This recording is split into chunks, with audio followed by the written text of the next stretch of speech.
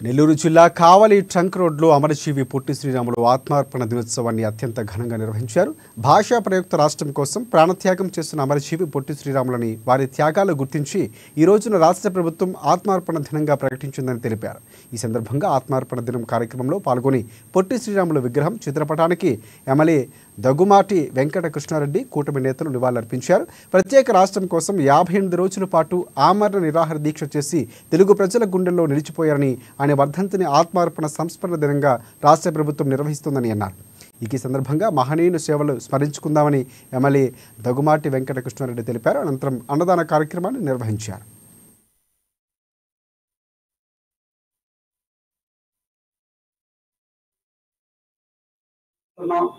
దానికి సంకేతంగా వారిని ఈరోజు అందరూ కూడా నెంబర్ వేసుకోవాలి అనేటువంటి ఉద్దేశంతో ఇక్కడ అన్ని పార్టీలకు సంబంధించి కావలి పట్టణానికి సంబంధించిన ప్రముఖులందరూ కూడా ఈ ప్రాంతానికి విచ్చేయటం జరిగింది.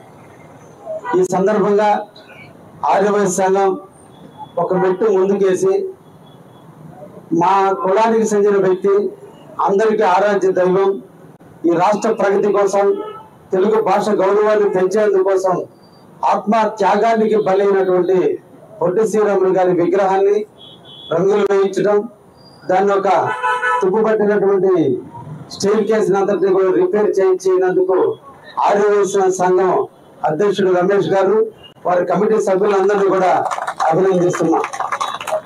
అదేవిధంగా ఈరోజు రాష్ట్ర ప్రభుత్వం ముఖ్యంగా పొట్టి శ్రీరాములు గారి ఆత్మ త్యాగానికి గుర్తుగా